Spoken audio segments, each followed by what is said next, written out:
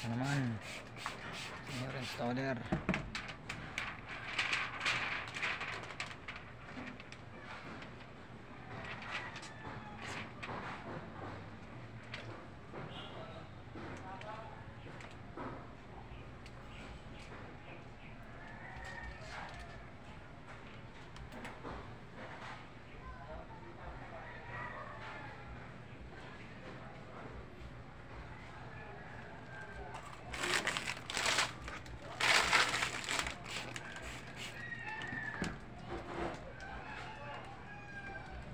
Paanong payo mo sa mga baguhang tint installer?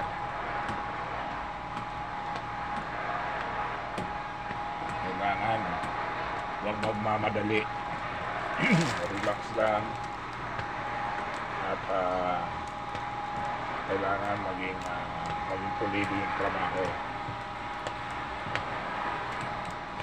Ano pa?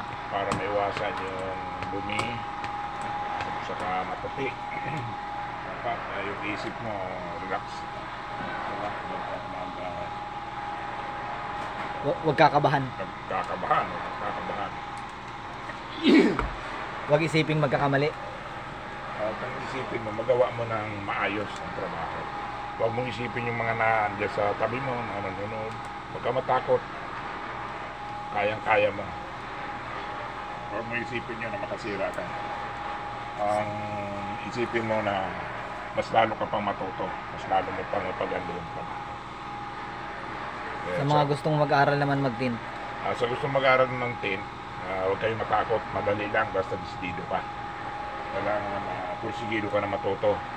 Hindi maiwasan yung magkamali. Hindi maiwasan yung punain ka ng customer o nakita.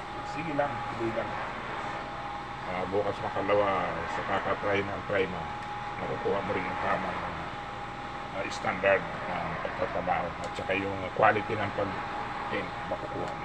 Sa mga gustong mag-abroad.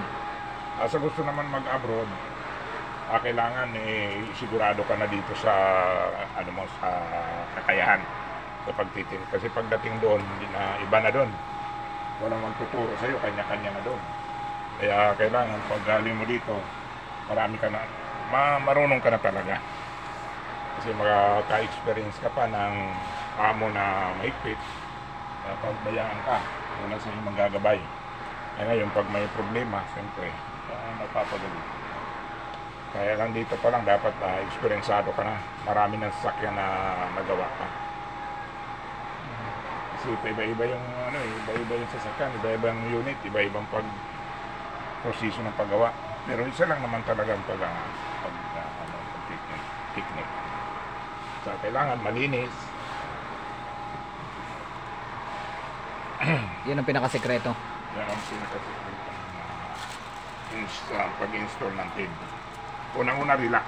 Yan, relax na. Huwag mong isipin yung mga nakapaligid sa'yo. Tapos, huwag kang magmamadali. Yun, narinig naman ninyo yung payo ng isang senior installer sa mga baguhan, saka sa mga gustong mag-aral ng tint, at saka sa mga gustong mag-abroad. Yan. Yan ang tinint niya.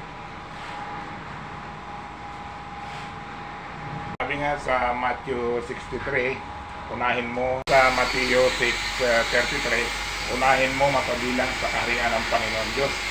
At ang Panginoon Diyos ang magbibigay sa iyo ng iyong mga pangailangan at ang mga kulang pa, idadagdag ng Panginoon. Ayun.